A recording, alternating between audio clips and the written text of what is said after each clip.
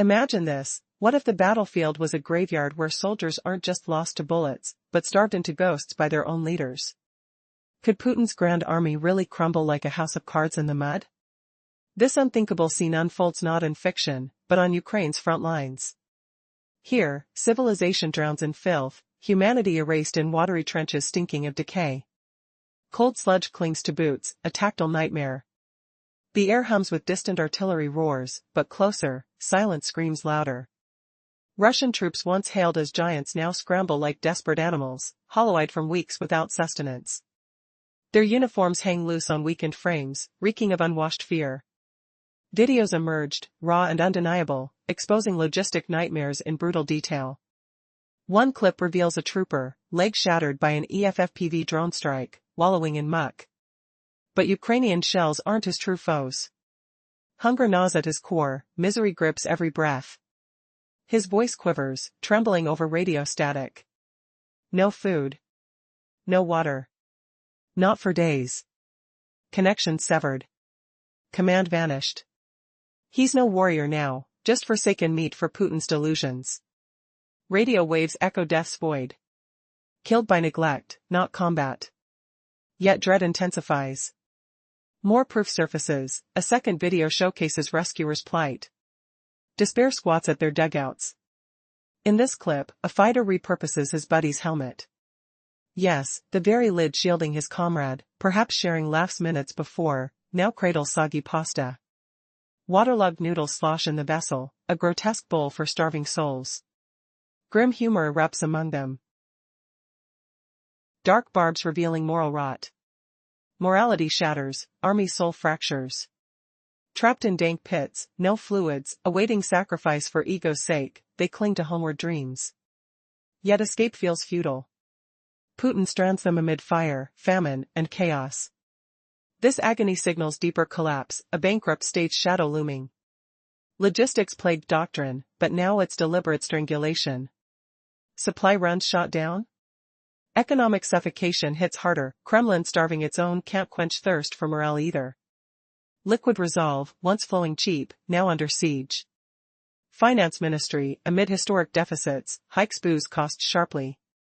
Sources reveal, by January 2026, half-liter vodka leaps 17.1% to 409 rubles. Cognac, whiskey surge 28%. Casual stats, but armies doom tolls. Why? Vodka fuels attacks in icy ditches, cheap elixirs numb despair for brink charges. State-numb troops historically for control. Deficits balloon to 5.7 trillion ruble shortfall in 2025. Now, fiscally strained, it taxes soldiers anesthetic. Punishing own men for budget woes. Experts warn, price shock lures unsafe brews, methanol risk spiking. As Alka-Pro's Andrei Moskovsky notes, low-pay consumers, troops, kin, veer to bootleg dangers. Poisoning looms, discipline erodes. Kremlin inadvertently toxics its force. Yet woe multiplies. Soldiers' wallets empty too. Heralded mercenary ranks? Cash dries up. Yakutia's finance chief admits halts in payouts, funds depleted for Moscow's orders. Putin dangled fat bonuses, 2.6 million rubles, about $29,000 per volunteer. Yet empty pockets mock the myth. Regions like Tatarstan slash payouts to 400,000 rubles. Intelligence reports, 40% recruitment quotas missed nationwide. No funds, no fighters. Sent cannon fodder with hollow vows, dying for phantom wages. Vodka affordable no more, mess halls barren, what's left? Not allegiance, but mutiny's whisper. Adversity breeds rage, barrels might swivel inward. Front lines morph into internal purge, no mere skirmish. Media tallies at least 50,000 desertions post-invasion. Half an army erased, entire divisions. Central District shed over 25,000 in 9 months. Dozer's Yevgeny Kochagin sees survival drives, not pacifism, cannon fodder dread prompts flight. Some abscond with arms, birthing armed bands. Kremlin counters brutally, Stalin echoes barrier troops gunning retreaters. Army shooting soldiers can't face foes. Intercepted comms from November 17 reveal horrors, a trooper begs, no rations. No pay. fled twice. Dragged back. Worse, commanders loot the doomed. Code Kamuri herded men into corpse-strewn killing grounds, plucking cards before charge. Syndicate tactics, not command. War infiltrates homes. Allegations, agents strong-arm deserting kin, mothers, spouses threaten to force returns. State versus own folk? Leningrad incident shatters more, 9 convicts transport shot driver, fled. Troops shatter chains, smash systemy. No mere breach, structure implodes. Zero pay, eats, spirits, honor, fear prevails. Aggregating disasters paints inescapable abyss. Kremlin forfeits forces, legacy, might.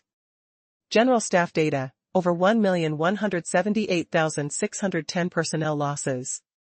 Verified deaths, 153,171.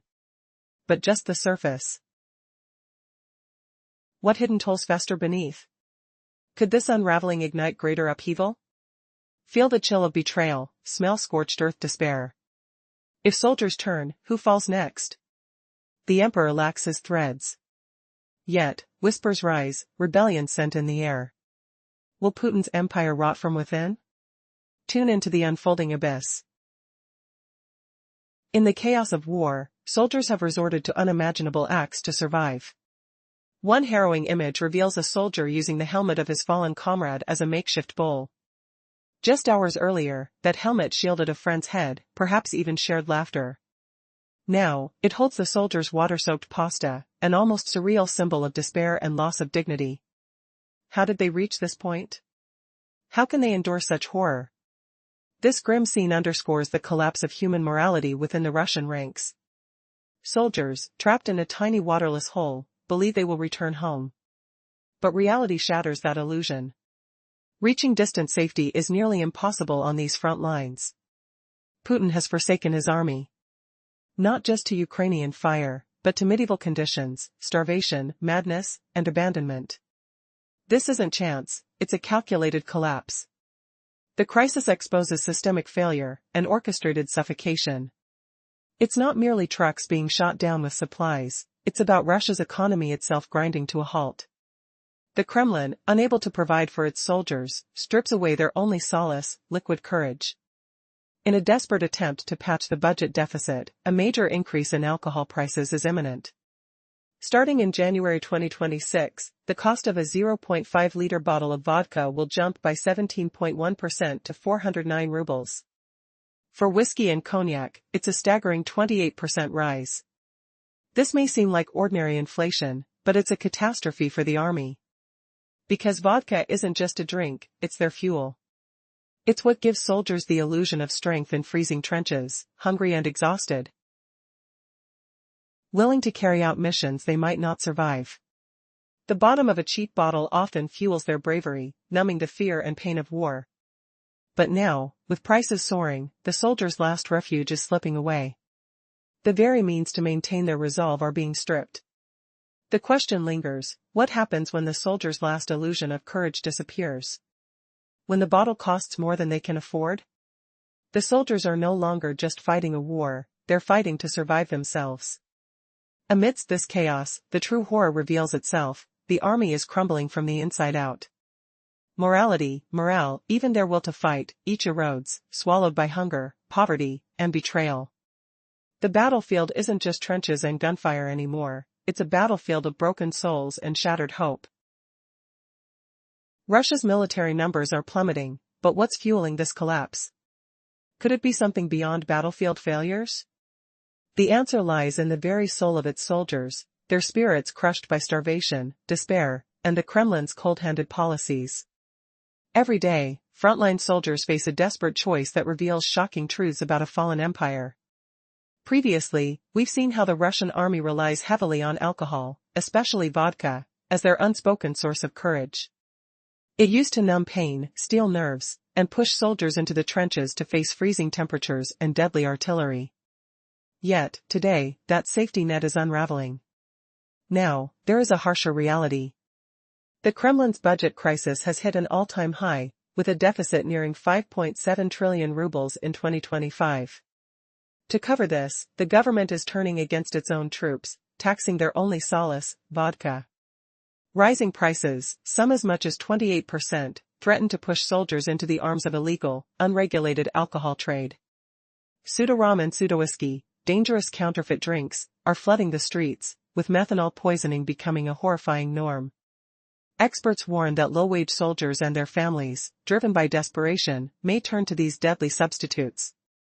The Kremlin's policy aims to stretch funds, but what's the cost?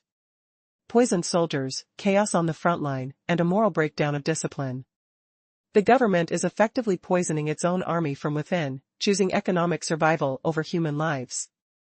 Meanwhile, the internal hemorrhaging worsens. Reports from Yakutia, the vast wilderness of Russia's Far East, shock the world. Military payments are halted entirely. Officially, funds are insufficient. Remember the promises? Record-high signing bonuses, millions of rubles to entice recruits? Those promises are now worthless paper. Regions like Yakutia, Tatarstan, Chuvashia, and Samara have been forced to slash payments by over 80%. The numbers scream betrayal. Russia's frontline soldiers are not only facing gunfire, they're facing starvation, abandonment, and betrayal. The myth of a strong, well-paid contract army is crumbling before our eyes.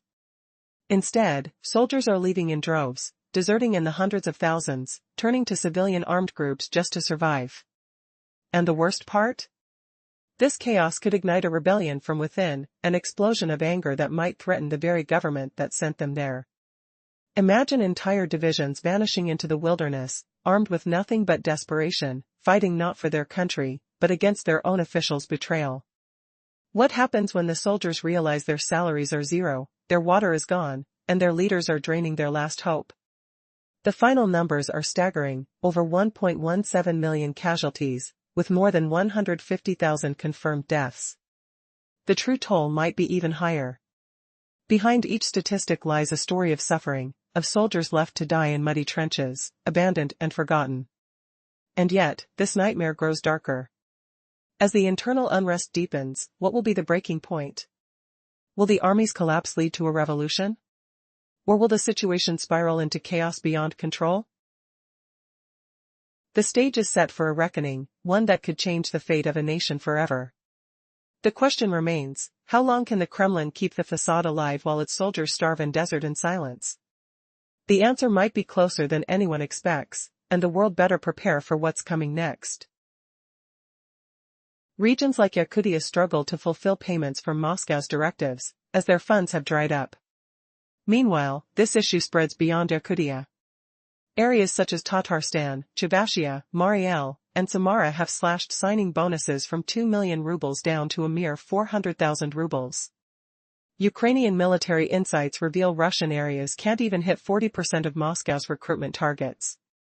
What do you get without funds? No troops. Fighters head into danger clutching hollow assurances instead of cash. This crumbles the fable of a professional force. Now, warriors perish not for the nation, but chasing a paycheck that vanishes like smoke. When wages vanish, when that vodka flask spikes in cost, when the mess hall echoes with emptiness, what lingers isn't devotion, but fury. Starvation and hardship erode more than strength. They ignite an enraged crowd, twisting weapons toward unpredictable paths. Is this a clash of arms, or a brutal introspection on the front lines? Whispers from the outlet Express claim 50,000 desertions in the Russian ranks since the Ukraine push began.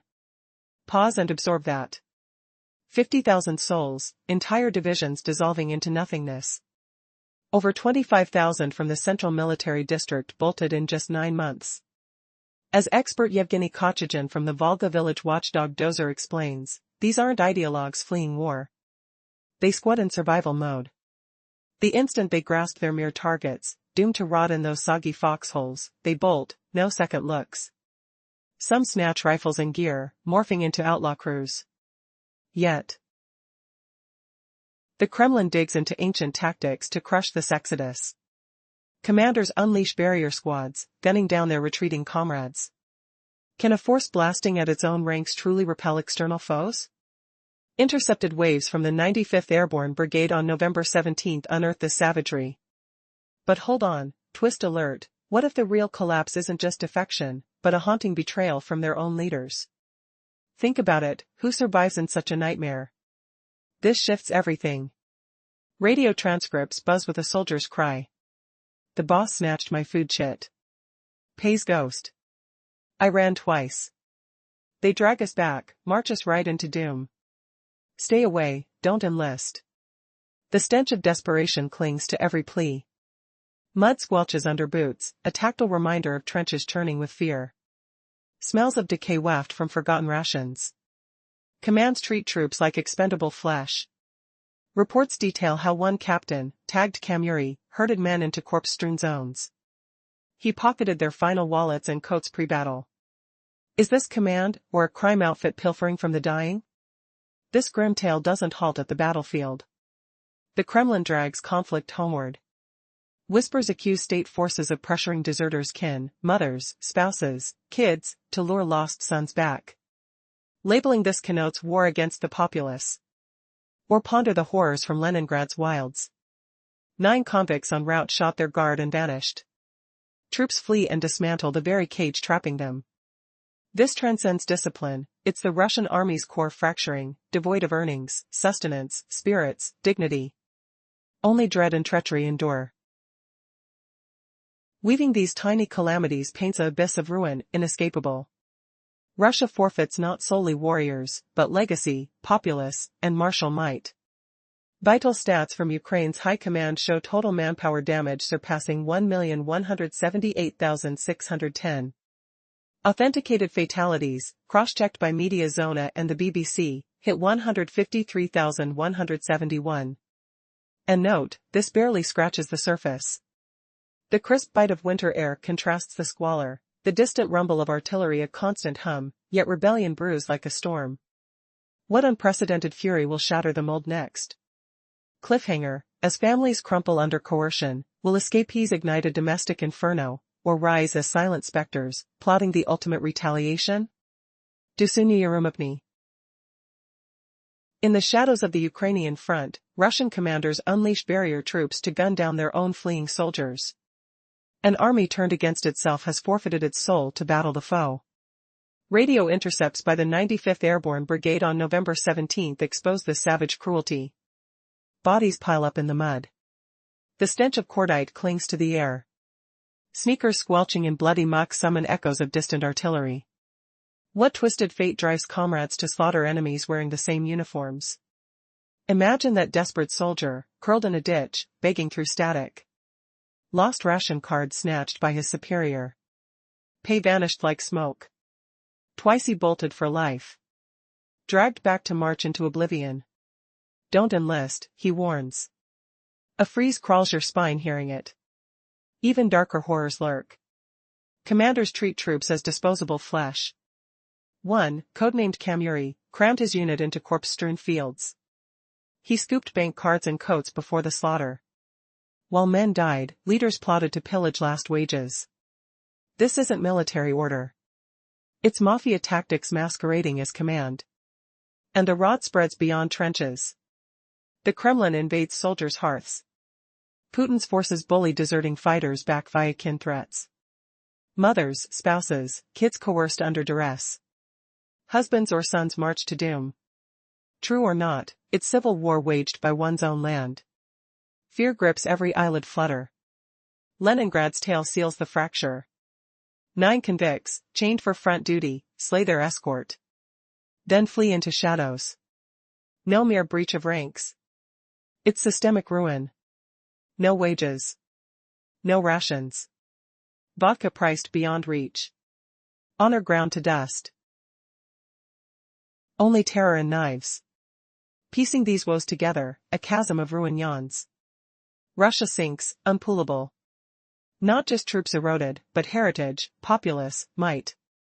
Ukrainian command lists personnel decimated, over 1,178,610. Verified toll from Zona and BBC? 153,171 dead. Including 12 generals. And 6,103 officers. When chain of command crumbles, what survives? A headless horde, grasping at echoes. Suddenly, flashing back. The recruit's first day. Sun glinted on brass buttons. Laughter boomed in the canteen. Salty borscht steamed, wine glasses clinked. Dreams of glory warmed like campfire. Now gone, all ashes. Will this betrayed legion rise, barrels swinging inward? Or fade into silence? Only fate answers. But whispers of mutiny stir the wind. The death toll continues to climb, and the true scale of devastation is even more horrifying than anyone expected. Officially verified sources confirm that over 153,171 Russian soldiers have fallen, including 12 generals and 6,103 officers, yet this grim tally only scratches the surface. What happens when a war machine loses its leaders and its soldiers at this staggering rate? The result is a scattered shell of a once powerful force, a body without a head. Since the start of 2025 alone, more than 383,000 troops have disappeared from the ranks. That's like wiping out 32 entire divisions, obliterated in a matter of months. Every month, the Russian military loses a force equivalent to 3 full divisions. Behind every statistic are lives, families shattered, dreams crushed, hopes extinguished. And this human loss is only part of the tragedy. The machinery of war has suffered an enormous blow. Over 11,396 tanks, nearly 24,000 armored vehicles, and 35,000 artillery pieces are gone, their wreckage scattered across battered front lines. Replacing this metal behemoth will take decades. Rebuilding the army's backbone is now a distant dream. But what about the soldiers? The ones who breathe, bleed, suffer? No drone, robot, or grand propaganda campaign can replace a soldier starving, wounded, or abandoned. So, how is the Kremlin trying to bridge this gaping gap? The answer is a spectacle of desperation, almost comical in its tragic absurdity. With human resources depleted, Russia is turning to animals at the front. Yes, animals. Unable to find enough soldiers or keep current ones fed. Kremlin scientists have devised a bizarre plan involving pigeons and biodrones. Reports reveal that they've developed a fleet of brain-implanted pigeons, intended to serve as remote-controlled spies or bombs. Electrodes inserted into their tiny brains aim to turn these birds into living weapons in Putin's war effort. After experiments with beluga whales and dolphins, now pigeons are being enlisted in this questionable, backward form of warfare. Is this the new shock weapon meant to intimidate NATO? Or is it an act of pure desperation, a symbol of a military that has lost its mind? As the world watches these scenes unfold, one question echoes louder than ever: how far will Russia go before it finally breaks completely? We've seen how the Ukrainian General Staff's data of 1.17 million casualties lays bare the brutal truths of the front lines. The trembling voice of that starving soldier screams louder than all the Kremlin's polished deceptions. While Moscow tries to mesmerize the world with illusions, its own forces rot away in a haze of famine and decay. Ponder this chilling fact: is Putin's so-called mighty empire on the brink of imploding without a single enemy shot? Hunger grips soldiers' guts like icy claws. Thirst burns their throats like fire. Poverty strips them bare, misery crushing spirits under boot heels. Armies drowning in such chaos crumble from the inside. So, could this war unravel without any combat? Has Putin already surrendered the crown? But the shockwave reverberates deeper. What if defeat means not just him losing, but millions of forgotten men sacrificed in a filthy ditch for his ego? Their bones scattered, voices silenced by betrayal. The air reeks of abandonment, mud clinging to skin like a shroud. Whispers of scope on radio waves turn to echoes of despair. Hold on, the twist? In this forsaken wasteland, rebellion stirs. Starving troopers, once loyal pawns, now plot against their butcher king. Their hunger morphs into fury, weapons turning inward. Putin doesn't just lose the war, he loses his throne to the very ghosts he created. And as the final bolt strikes, civilization teeters on the edge. Who will emerge from this abyss, victors, or vultures feasting on the fallen? The true battle rages on, unseen. If a superpower that has already sacrificed over 1 million soldiers turns to implant chips in pigeons' brains, the conflict is clearly lost. This is not a strategic move, it's a sign of utter desperation. When human lives are worth nothing, 50,000 deserters, soldiers drinking soup from their helmets, Relying on cyber pigeons shows the regime's complete disconnection from reality. The final outcome seems both inevitable and brutal. Today's Russian soldiers are not just losing battles in Ukraine, they are experiencing a profound collapse of their very existence. What we witness may not be the failure of a modern military machine but the survival struggle of a primitive tribe. A nation that cannot feed its troops, supply water, or pay wages, yet still imposes skyrocketing vodka prices, does not deserve loyalty. The soldiers drinking soup from their helmets stand as stark proof of the Kremlin's bankruptcy. The Russian military effort has devolved into chaos, decay, and desertion. The glaring number of 50,000 deserters underlines this disintegration. Meanwhile, official figures show over 1.17 million casualties, each a stark reminder of the chaos on the front lines. The trembling voice of a starving, hopeless soldier screams louder than Kremlin propaganda. It's a cry of a dying nation. While Russia tries to blind the world with spectacle, its own people are suffering and dying of hunger. The country is dying from within. The depth of its downfall is measured not just in lost soldiers but in the obliteration of its own future. The image is clear, a superpower reduced to scraps, desperately clinging to illusions. The question remains, how much longer can this charade go on before collapse becomes inevitable?